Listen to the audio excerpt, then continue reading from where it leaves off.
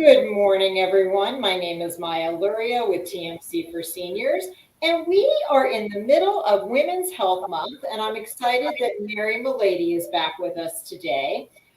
She's going to be sharing about healthy habits, healthy you. If you've not heard Mary before, you're going to love her presentation. She always brings us the latest and greatest things that you need to think about for your life and your lifestyle. So, welcome, Mary. How are you today? I am good. Wow, thank you for setting the bar way above my head.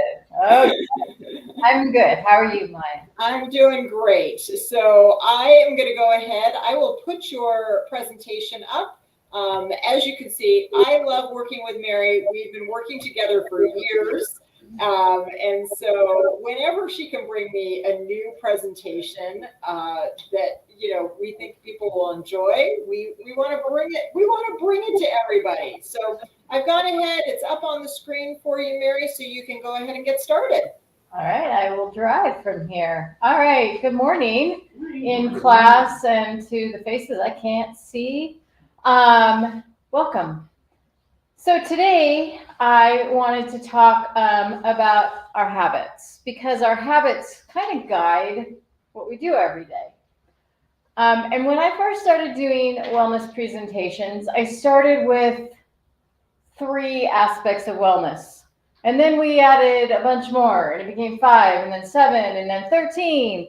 And now I've decided that simplicity is best. So I'm just going to talk about 2 different aspects, our physical well-being and our mental well-being. A lot of the times we spend a lot of time on our physical well-being, so I'm probably going to fly through that. Vacation is saved as the short version. It is still rather long. So I'm going to try to make sure that I get you out of here on time. If you have questions, I'm happy to answer them at the end. But as I said in the beginning, regardless if we look at our well-being from the actual well-being, you can look at it from your financial well-being. Our habits are what define what we do every day. And so if we can create some new healthy habits out of this presentation, I think that would be great. I will tell you that a lot of these ideas I have gathered over the years, and then I listened to James Clear's book, Atomic Habits. Anybody in the room? Oh my gosh, best book ever. It's called Atomic Habits. There's a lot of quotes. His name is in one of the slides. You can get it to download it and listen to it. Super handy. And it can apply to all different parts of your life. Well-being, like I said, whatever. So habits are those things that we do without thinking. As humans, we thrive on our habits. We thrive on our comfort zones, our routines. How many of you generally do the same thing every morning? Yep. Okay. For those of you online, everybody raise their hands except for one. I'm not sure if she just doesn't want to raise her hand or she's one of those that does something different every day. But who we are and who we can become are defined by our habits. So think about that for a minute. Who we are is defined by our habits. So I would say, an example. How many of you think you're a morning person? Okay. Yep. How many of you consider yourself a night owl? There's 1 of 2. And that's defined as a habit, right? If we're a morning person, it's because we get up early and we do things in the morning. If we're a night owl, it's because we might stay up later, we're more productive in the evening, and that's our habit. I would have said for years, I am not a morning person, and I still claim to not be a morning person. But I have created habits that I wake up at 4:45 every morning, so that I can do what I need to do. I've created habits, and now everybody that knows me would call me a morning person because I've created those habits and I've created that change. I still claim I'm not a morning person, so don't talk to me before 9 to be safe. Okay, so what we tell ourselves can change our habits. So that's what I started telling myself. I can be a morning person. I am a morning person, because it was something that was important to me. So we can change our habits based on what we tell ourselves. Okay. So there is a difference between intentional versus environmental habits. So think about this for a minute. An intentional habit is something that we do on purpose. And I have no idea what I was getting at with the bottom of this line, such as walking or getting. I'm not really sure what the next word was, but apparently I wasn't committed to it. So let's just say getting up early, okay? So an intentional habit is something that we do with purpose. We are going to start a habit of prepping our meals. That's an intentional habit that we're going to have to start doing. We're going to have to start taking a list. We're going to have to start doing some bulk shopping and chopping and preparing ahead of time so we can meal plan. We're intentional about that. Okay? We might say we want to start to exercise. So we're going to be intentional about getting up 30 minutes earlier than normal so that we can get a walk in before it is bazillion degrees outside. All of those things are things that we are choosing to add or change in our life to become healthier or to become the person that we want to be. So in the book Atomic Habits, he talks a lot about who are you telling yourself that you are. So I love that you're all here today or listening online, because that tells me that you're telling yourselves that you're people that can be healthy, that you want to make changes, that health is important to you. So that is what you've defined for yourself. So now adding some more intentional, healthy habits shouldn't be so hard because you've already told yourself that health is important to you. There are other things called environmental habits, and these are things that we start to do somewhat subconsciously or without really understanding why. A perfect example of this is how you might drive somewhere that you go all the time. So I come to work every Monday through Friday, every morning. And I used to come one way. And that way always got clogged up at the same intersection every morning. And so I decided, well, that's not going to work for me. So I went a different way. It wasn't intentional. It was just like, well, this is not going to work here. There's construction here. I need to go somewhere different. And so now that's my route to work, regardless if there's still construction the other way. So environmentally, I've redirected my habit of how I get to work because it was there. Does that make sense? Okay. The other idea is that habits are contagious. In 100% transparency, the only reason I started getting up early to get my exercise in was because a coworker of mine at one point told me that's the only way I can get it in, because otherwise by the end of the day, I have so many other priorities, can't get my exercise done, and it's really important that I do that for myself. So habits are contagious. You can look at somebody and say, I want to be a little bit more like them, or I like what they're doing, or I like how they are living that part of their life. And that habit can become contagious. So the reason that I'm telling you that is to enforce the fact or reinforce the fact that surrounding yourself with people that are healthy makes us healthier. And that's why, because we see them doing healthy things and healthy behaviors, and that's where we sometimes learn from them, or we're just like, oh yeah, I could probably do that. Or we have a stronger support network that helps us. It's that accountability partner that you want to say, I'm going to go walking every morning, but snooze is super easy to push unless you have accountability partners, right? That are you're gonna like, oh, I don't want to let my friend down because they're waiting for me. Animals are also good accountability partners, that they are going to be pretty demanding that they want their walk, right? So that's what I mean by habits can be contagious. Why are healthy habits so important to us? And what's the difference between a healthy habit and just a habit? And the way I define that is, as a healthy habit are those things that can positively impact our lives.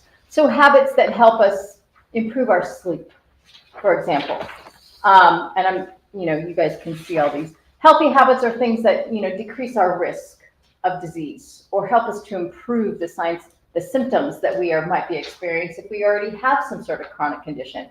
It might improve our ability to deal with stress and our mental well-being. But there are all these things that positively contribute to how we're living our life. Okay, so that's why it would be considered a healthy habit. A good example of a healthy habit versus just a habit might be we plug our phones in every night, right? To charge our phones. We're a phone society. So a healthy habit, the difference there might be we plug our phones in a different room 90 minutes before we want to go to bed to decrease that screen time so that our sleep quality is improved. It's proven that if we stop looking at our phones or any kind of electronic devices at least 90 minutes before we want to go to sleep, we go to sleep faster, our quality of sleep is improved. So habit versus a health habit. Does that make sense? All right. So why are creating habits so hard? Why is change hard? We don't like change. Does anybody in here like change? Oh, yes. You're my friend. I like change, and so I have to dig deep when I'm trying to think about why. I have to dig deep to put myself in most everybody else's shoes, that change is hard. Change is hard for many reasons. Change is hard because our brain is hardwired to think of change as a threat because we don't know what's coming. We don't know what it's going to be like to eat differently, to exercise, to start some new routine. And that is that fight or flight response. We automatically think, oh, danger, because we don't know what it is. Sometimes we focus on the negative of a change because it's unknown to us. Okay, I really should get up early and go walking because it's cooler then. I'll be more consistent.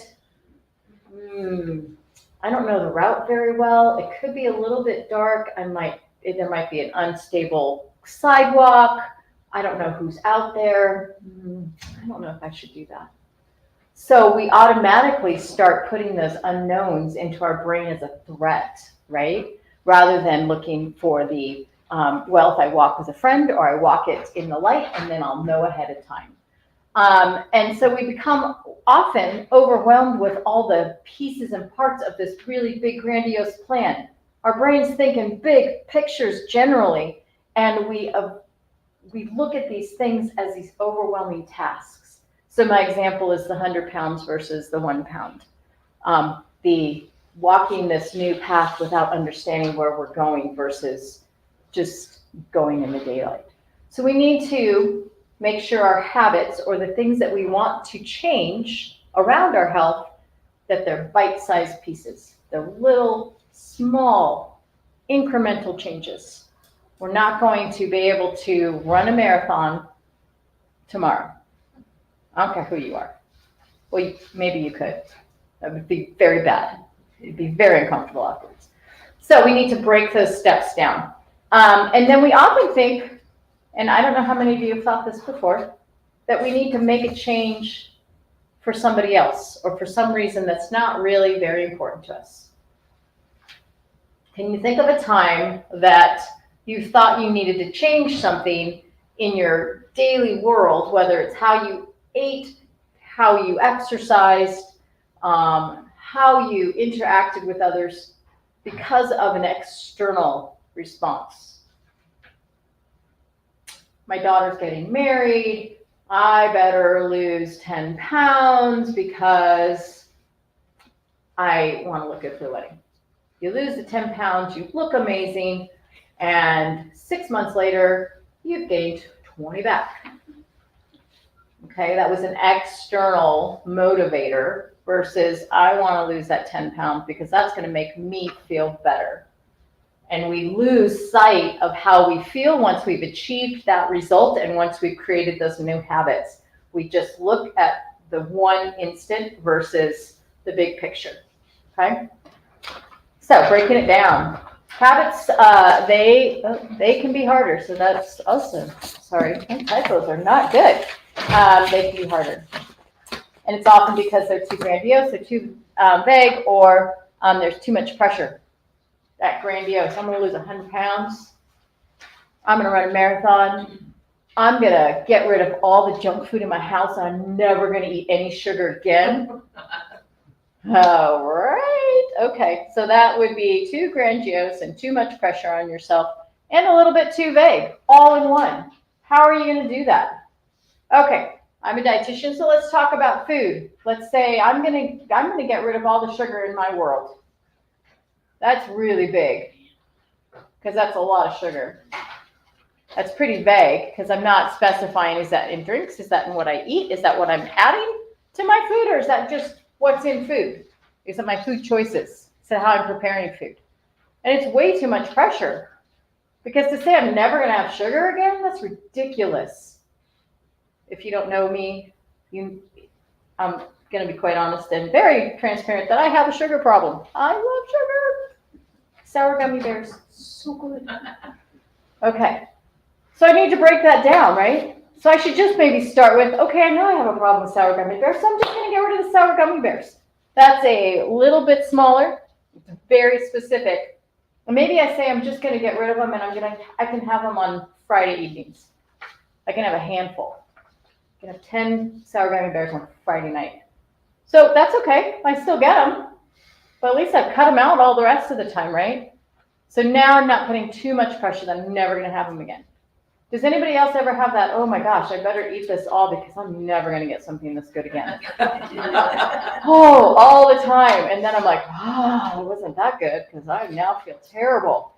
So thinking through, how can you make your new habits not so grand, very specific, and not a lot of pressure on yourself? Because it's really hard to do that to yourself, because then what's the mentality? Ugh, never mind, that's too much work. I'm just going to stick with what I'm doing. And the same thing so giving up the sour gummy bears, we're just going to stick with that example. That would be considered ditching or getting rid of an old habit. And that's hard because it's easier to stick with what I'm doing than try to change. It's not that bad. I don't really eat that many gummy bears. You can justify it all, right? And motivation might be fleeting. I might have just gone to the dentist and they're like, yeah, if you don't cut back on those gummy bears, you're going to have a cavity. And I'll be like, oh, okay, sure, I'll cut back on the gummy bears. And then a month later, I'm going to forget I went to the dentist. And so that wasn't really great motivation.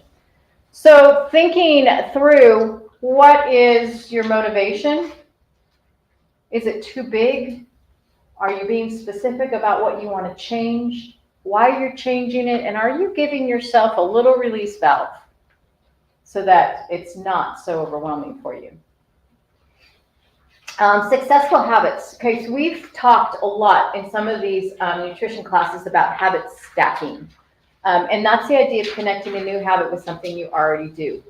Or if you're trying to break a habit, that you're getting rid of the cue that starts the bad habit. So an example would be, if you want to start walking in the morning, but you already turn on the coffee maker. You make your coffee, right? You put the coffee grounds in there, you fill up the water, however you make it. You put your pot in. Your habit is now going to be, all right, I'm going to put my shoes on, and then I'm going to go make the coffee.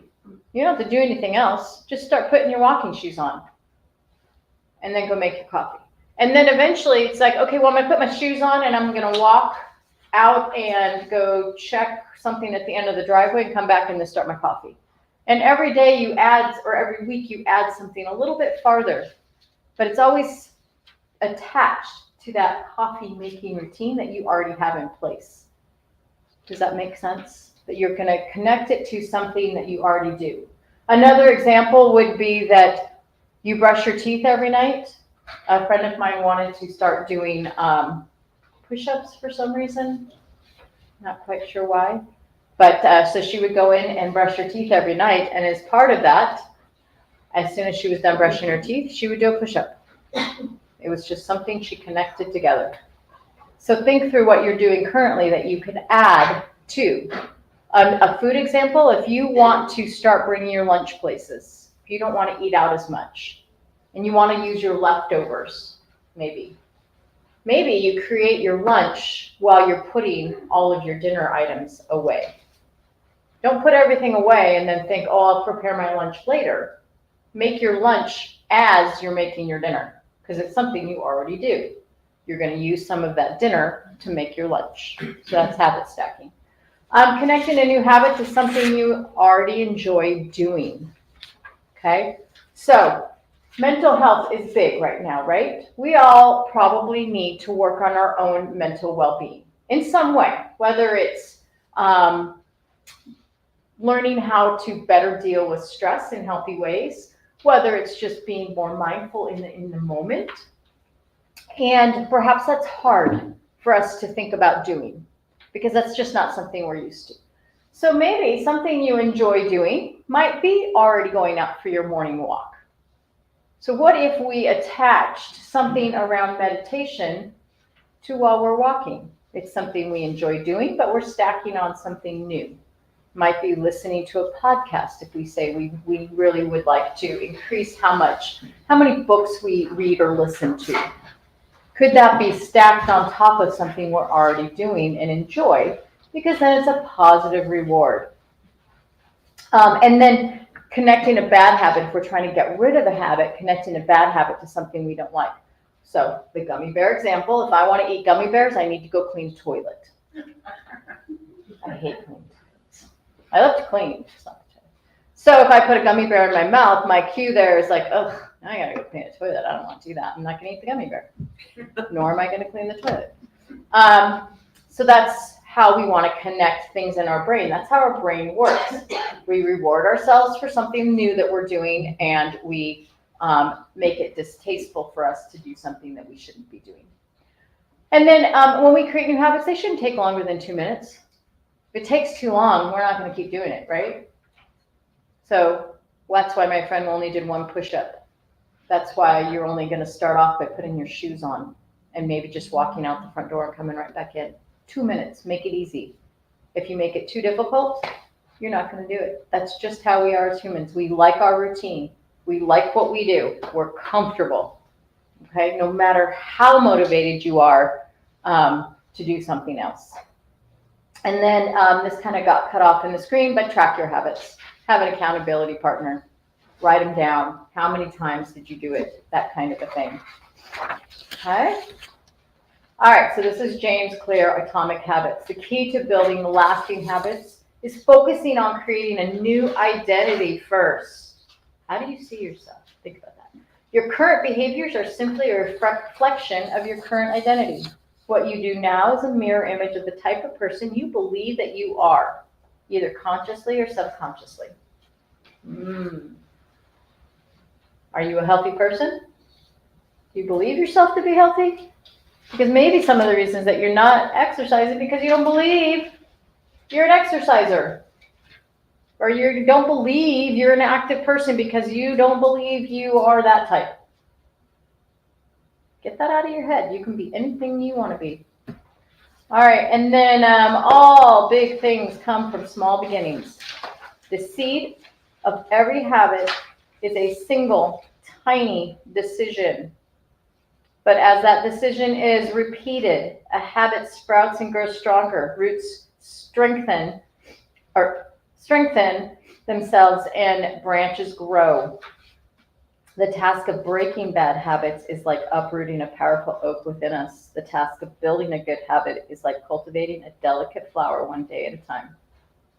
Think about that. So a lot of this comes down to thinking through, what kind of person do I want to be to improve my health? What do I look like? So for just 20 seconds, close your eyes and think about, or you don't have to close your eyes if you're not comfortable doing that, but just picture, how would you be any different if you said, I am one of the healthiest people I know? How would that be different? What would you do differently? What would you look like? What would you behave like? How would you see yourself?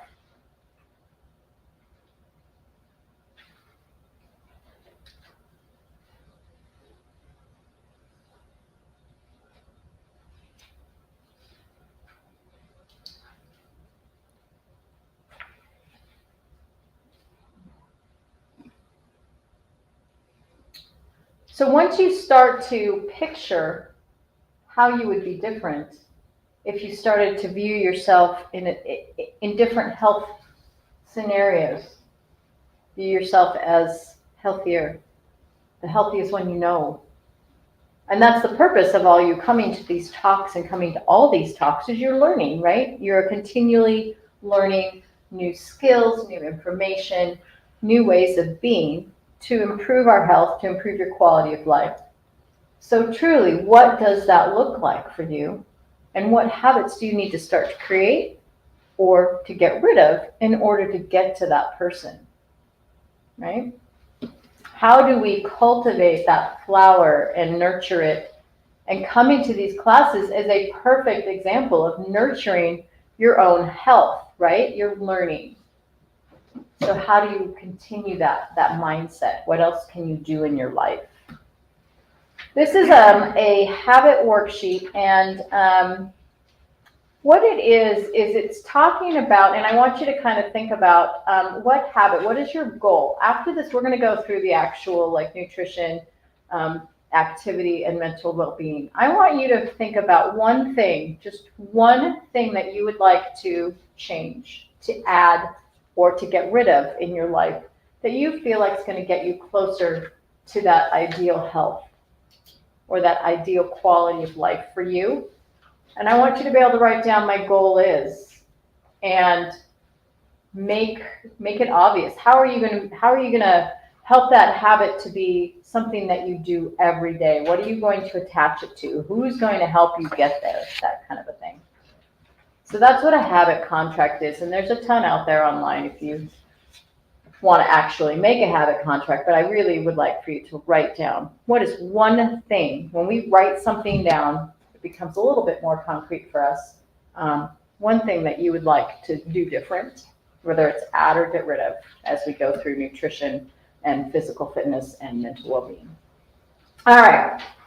I recognize a lot of you, so a lot of this is going to be repetition, but a lot of us learn from repetition. So the gist of eating better and trying to get closer to an ideal state of nutrition is that we want to eat more vegetables and fruits. We want half our plate to be vegetables and fruits. Fresh is best, frozen is good. Canned, if you have to use canned, that's okay. It's better than nothing, but that is not your ideal choice. So maybe that's one of your habits. Maybe you're used to just buying canned green beans because that's what you've always bought. Maybe your habit is when you go and buy the ice cream, you walk by the green beans and buy the frozen green beans first. No one laughed at that. Why did nobody laugh at buying ice cream? Come on. Maybe your habit is that you start your meal with vegetables. Maybe that's something new. Maybe it's to add water. We're going to talk about water. Maybe your habit is that you drink a glass of water before each meal because you don't feel like you're drinking enough water. Maybe that's it. Maybe your habit is to stop snacking before dinner. So how am I going to break that? Oh, I'm going to tell myself if I snack, I don't get my sour gummy bears. Not a good one. But what are you doing around food? We want to eat more whole grains. And whole grains are those things that are unprocessed. So it's the brown rice, it's the brown pasta, or the whole wheat pasta. It's things like quinoa or barley. It's those things that have not been processed that our ancestors would recognize. So the corn tortillas versus Doritos. Doritos are corn-based, sort of. So it's the whole grains rather than the white processed ones. Choosing low-fat dairy. Things like cottage cheese, the non-fat Greek yogurts, low-fat milk, non-fat milk would be ideal. Low-fat sources of protein. So this is white meats, this is fish, this is beans if you are looking for a non-animal source of protein, nuts, things of that nature. And then eating more of the healthier, the unsaturated fats. And those are fats that are liquid at room temperature, with the exception of things like avocados or nuts. Those are obviously a high fat product, but that they're solid because they're a fruit. So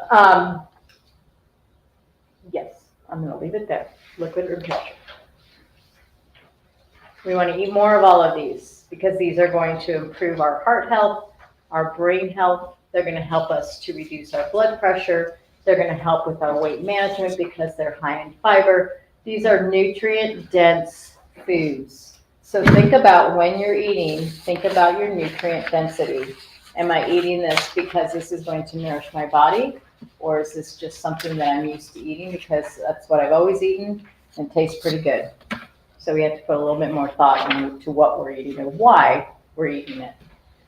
Eating less of salt or sodium, added sugars, and these are pretty common, and unhealthy or saturated fats. Those are the ones that are solid at room temperature. So this is things like butter, Crisco, and coconut oil. And then alcohol, if you choose to drink, make sure you're doing so in moderation. So it's so funny. Do you guys ever see those things that come across like a news feed and it says the 5 worst foods or things you shouldn't eat after 50 to improve your health, or the best things you can eat for weight loss? Does anybody ever click on those? I don't know why I do, but I feel like I really want to know what people are saying. And so last night I read the one about what you should definitely not eat these foods after the age of 50 to improve your health. And I was like, oh, okay, well, this should be good. And it was exactly what I just put up here. And I was like, okay, well, at least they're telling everybody the right thing. That we shouldn't be adding salt to our food, that we shouldn't be adding sugar in our diet, that we get enough natural sugar in the things that we eat already, that we should be watching our saturated fat intake, not eating fried foods, avoiding processed foods, things like that. So these are all pretty common sense things. The point of attaching this to a habit is thinking about what are you doing right now around food that you think maybe you could do differently. So one thing, and let's go to this one, healthy eating tips. What are your portions like? These are pretty easy things to think about. When you get up from the meal, are you stuffed? Eat slowly and mindfully. When you get up, have you just wolfed down your meal, or have you taken time to enjoy what's been in front of you? Are you drinking water often enough? Is that something that you should add before you get to eat? Are you planning ahead, or are you just rummaging and grazing through everything that you've got? Are you just saying, well, I don't have anything planned, so I'm going to stop at the next fast food place because I'm on my way home from wherever and I'm tired and I don't have a plan? And are you deciding that rather than having a meal that you're just going to snack on some crackers, even if they're whole grain, and you end up eating the whole box? That is not healthy. So healthiest tip ever, if you don't take this away, don't eat right from the package, because I can guarantee you're going to eat way more than you ever planned to. So thinking about those healthy tips around eating, is there something there that you think you could do different? Does somebody eat over the sink? I had a nurse tell me that her favorite thing to do is to eat over the sink. And I said, why do you like to eat over the sink? She's like, well, because I don't have to take time to get a dish out. I don't have to clean anything up. It's just all the crumbs fall into the sink and I can get it done. And I'm like, that sounds absolutely terrible. But it worked for her. She thought it was great because she was saving time. She's a nurse. She just got home from a 13-hour shift. And that works.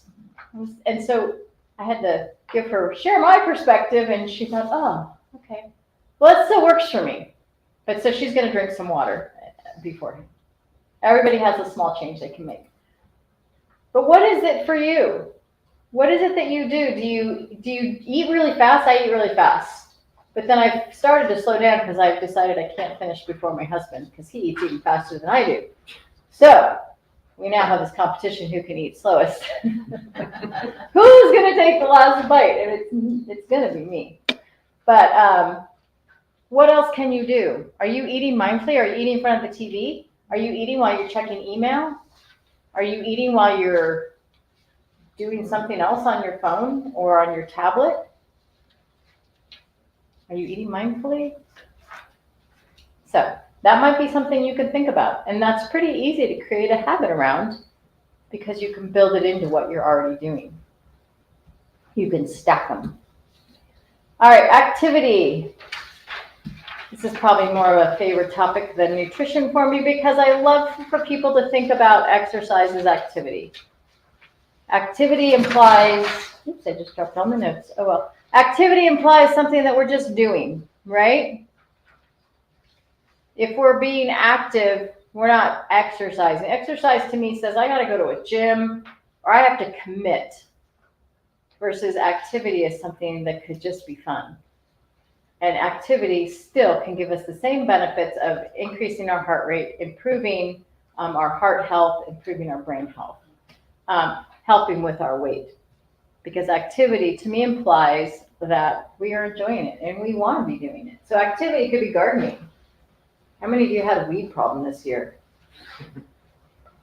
I considered that my activity when I had to go weed our yard. Yep, that checks my box for today. But I enjoyed it, even though they were weeds. I enjoyed being outside versus, I have to go to the gym and run on the treadmill for 30. It's that a lot of what directs our habits and directs our health is what we tell ourselves in our brain. Okay. So movement matters because it helps to achieve our healthy weight.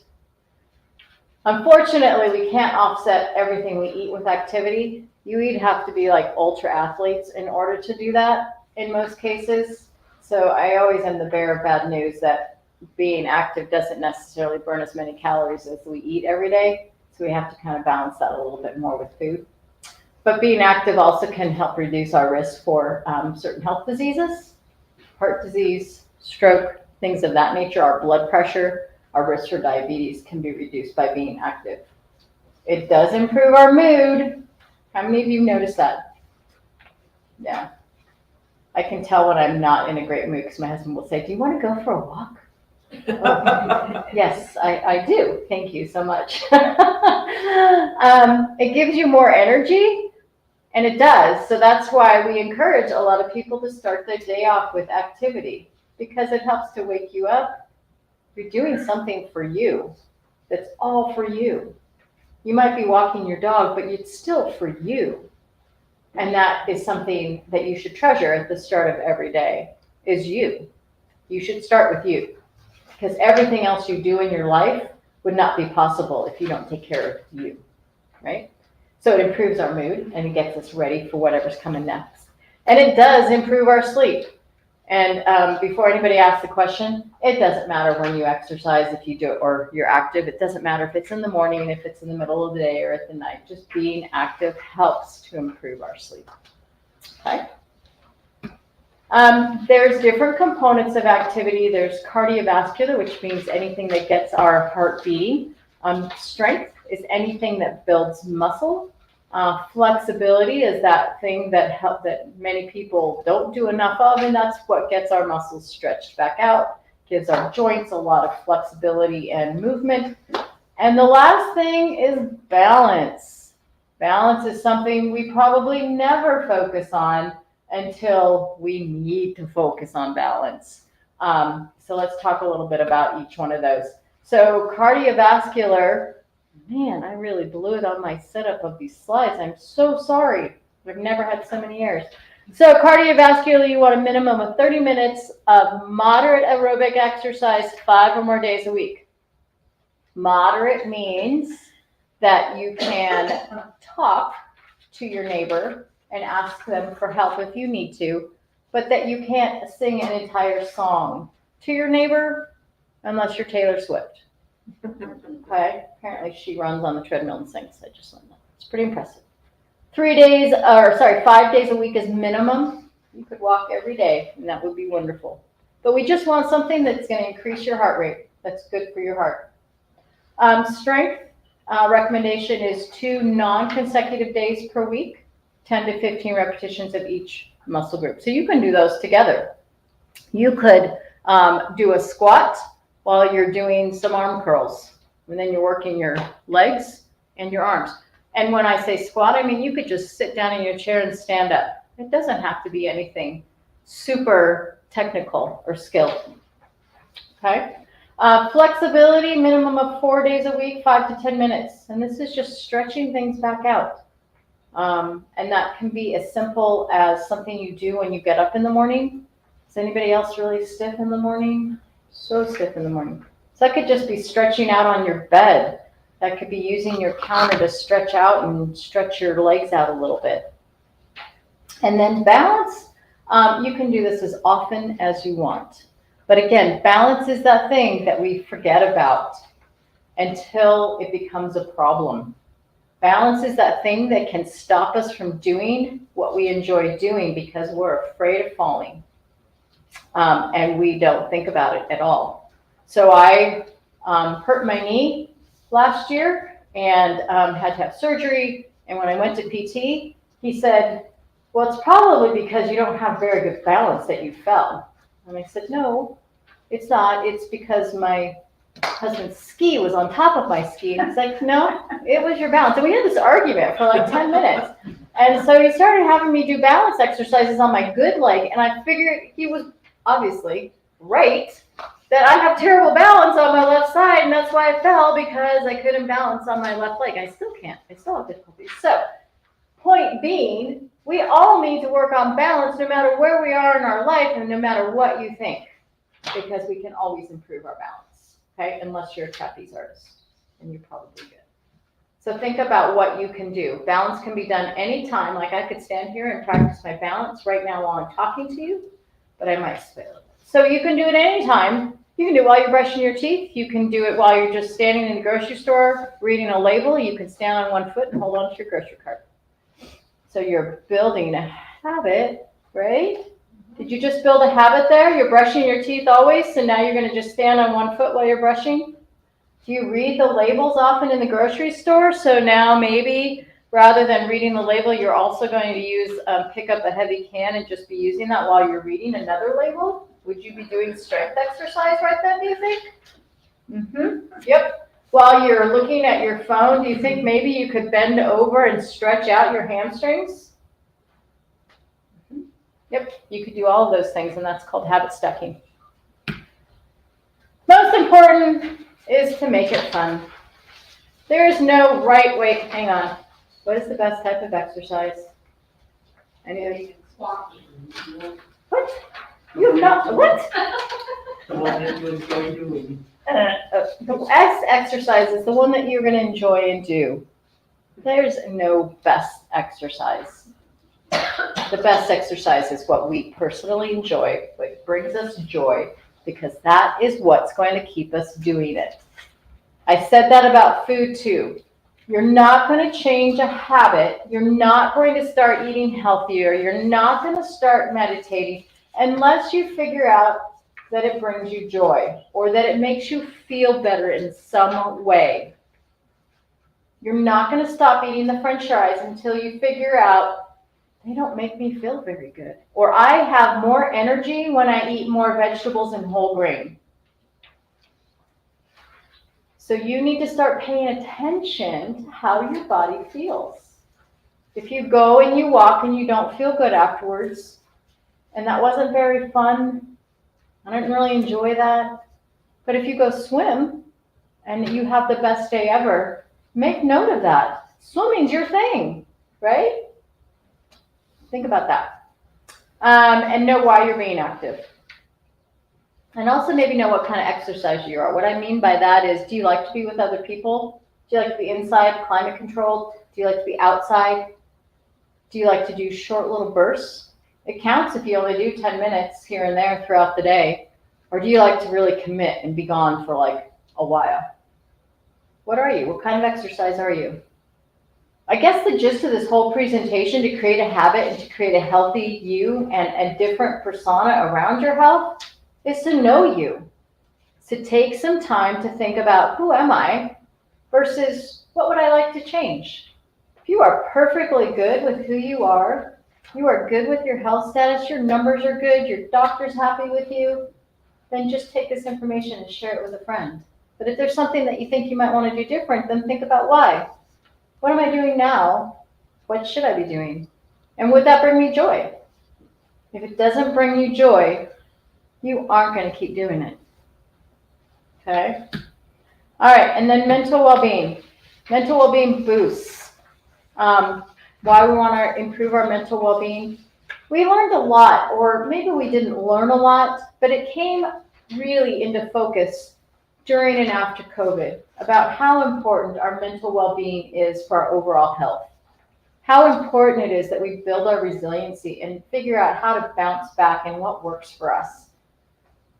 We all know these things. We all know that if we're stressed, we don't sleep as well. We all know that if we are sad about something, we're not as grateful for the things around us. We all know that when we aren't connected with somebody, when we don't have a good social support network, when we don't have somebody to talk to, or for somebody that we feel can see who we are, that we aren't doing as well. And we all know that when we have joy, we tend to have more hope. And when we have more hope, we tend to be more grateful. So our mental well-being has really come into focus as of lately in the past, has it been 4 years? Yep. And that's a good thing because our mental well-being really is connected to our overall health. When we're really stressed, our cortisol levels go up, and that's bad for our heart. When we don't show gratitude, we don't sleep as well. That's bad for our overall well-being. That's bad for our heart. That's bad for anybody with chronic conditions. So, what can we do to boost our well-being? We can breathe. And this is a breathing technique, this 4-5-7. Nope, I'm sorry, it's 4-7-8. I have the wrong numbers in there. 4-7-8. So you're going to breathe in for 4, you're going to hold it for 7, and you're going to exhale for 8. Something you could try. Just breathing. You don't even have to count. Just counting your breaths can help you focus on your breathing, and it can take a moment out if you're really stressed. How about when you're driving? Does anybody get stressed driving? Mm-hmm. Yep. Taking a breath.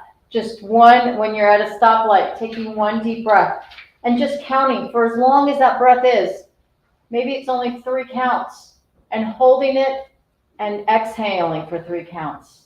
I don't care what the number is, but whatever it is, thinking about your breaths can bring you back to the moment and can release some of that stress. It's proven. It's a thing. Okay, so breathing. Meditating is also a thing. And there's no right or wrong way to meditate. I think I mentioned earlier about activity. Can you meditate while you're doing something outside? It's a really great time to meditate. And meditate, all that means is making yourself aware of the moment and just being in the moment and letting your thoughts come and go. Don't judge yourself. Don't judge your thoughts. Don't judge anyone else. Just be in the moment and be present for yourself. That may take the form of being active. That might take the form of sitting quietly. That may take the form of listening to music. You may want to be guided and have somebody talk you through that. There's a lot of great apps out there. Headspace is calm costs, but there's also some other free apps out there that you can get that can guide you through some different kinds of thoughtful processes. This meditation might also come if you're spiritual. That might be your form of meditation. But just being present and stopping for a moment is so profoundly effective for your health. Okay, it brings things into clarity for us. Whew, okay. Yes, I finished in under an hour. Last time I did this, it took me an hour and a half. So, there we go. So thank you, Mary. I tried to get it all out. So I have a couple of questions for you that I wanted to ask about our habits. What are some habits that people think are healthy, but maybe they're not actually so good for you? Okay, well, one I can think of. One might be a sarcastic comment, but that would be good for me to probably do. But we might think that drinking red wine is a healthy habit because we've read the research that red wine is healthy for us. Okay, red wine is healthy. If you already drink red wines, you're probably a good choice. But if you don't drink, don't start drinking. Okay. We might think that it is healthy to exercise every single day for a really long time because if a little's good, a lot's better, right? And we might be overstressing ourselves. So that's when healthy habits can become not so healthy when we take them to an extreme. Healthy habits can be not so healthy when they're things that we are not enjoying. That's what I would say. Great. Okay. And what habits do you find are the hardest to break? And on the flip side, what habits are the easiest to change? Or are there any? I don't. Maybe different for everybody? I'm going to say there's not a specific answer to that because it's so personal to us. I would say the habits that are the hardest to break are those that we've had since we were children that were ingrained in us, and they're almost like part of our genetic code, I would say. But that's different for every one of us. And what would be hardest to create? It's probably that thing that we just can't ever imagine ourselves doing. If you're not, I'm going to take a stretch here, Maya. It probably might be hard for you. Maya likes climate controlled environments, I've learned. It might be hard for Maya to say that she's going to start to become a major hiker, a hot weather hiker. Well, I did go out this weekend. So I did go out and it was hot, but it's probably the last one for the season. Yeah, right. So those habits that are going to be the hardest are those that are going to be hard for us because we can't envision ourselves in a certain way, or that we haven't internalized, that we don't really want to do to begin with. Right. Okay. What about if somebody wants to start working out earlier in the mornings? Do you have some tips to help getting into that habit? Like how do they do that? Obviously, you like to get up early, as we discovered. I don't. Well, you don't like to get up early, but you've made it a habit. So what could somebody do if they are sort of, maybe they've been trying to work out in the afternoon, it's not been sticking, and they now want to try to maybe do it more in the morning so that they get it out of the way? So I find alarms are best, and to have a goal. So if your goal is, and it's something that you want to do. So maybe your goal is that you want to go walk a 5K. We have the Meet Me Downtown coming up in June. So you want to go walk the Meet Me Downtown 5K. It's a fabulous event. The whole community is there, hundreds of people, so much fun. But you're not really a walker yet. So maybe that's your goal. You set yourself an alarm and you create yourself like a tracker that says, this is what I'm doing every single day. And sometimes that's helpful. It's about accountability that you're going to check. Yep, I got up and I went walking. Ultimately, what's going to make somebody most effective at maintaining a habit is, again, that intrinsic feel like, oh, I feel very proud of myself that I got up and I went and did that. And you're going to start to feel better about yourself, that you're doing something for yourself, because that makes you better for the people around you. But making a plan is really probably one of the keys to sticking to something, is that you're going to do this at this time. I'm going to walk this far. I'm going to go to the gym for this long, something like that. I also liked you mentioned earlier about having a friend who helps to keep you accountable. So sometimes that might be helpful too, I think. Yeah, absolutely. And that's probably one of the things that transitioned me to get up even earlier is I got dogs. And so pets can be a good motivator too, but friends are equally as helpful to get you out and starting on a habit. So one last question before I wrap up with our online audience. What about tips for changing your sleep schedule? So there's a lot of good resources out there, and actually we have a great sleep center here. Your sleep schedule, you want to change like in 15-minute increments for it to stick. So you want to shift it back 15 minutes, because if we're used to staying up late, it's going to be hard to go to bed earlier. But if you can just move that back 15 minutes and then get up 15 minutes earlier, eventually you're going to get to the time when you're ideally want to get up and when you're going to go to bed. All the sleep experts will tell you also stop eating about 90 minutes before you go to sleep, turn off all your electronics. This would be a good time to pull out a real live book if you want something to do, or maybe listen to music or do some kind of meditation to help you start to get to sleep a little bit earlier. And so eventually you kind of shift that late to early. I like that. It also seems very manageable because you're just talking about little 15-minute increments, so shifting it 15 minutes each way can really, I think, could make a huge difference. Yep. Mary, I want to thank you so much for being here. I'm going to wrap up with our online audience and turn it over to you to answer any questions in person. So thanks so much again. Thank you. Thanks for being here today. We are going to be back this afternoon for another talk on demystifying the pelvic floor. If you're interested in that talk, please feel free to give us a call. We'd be happy to get you registered.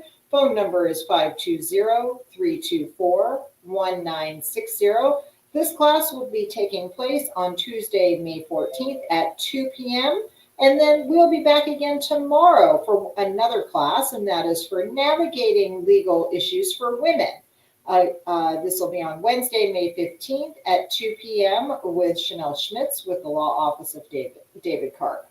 Again, please call us at 520-324-1960. We hope you have a great day.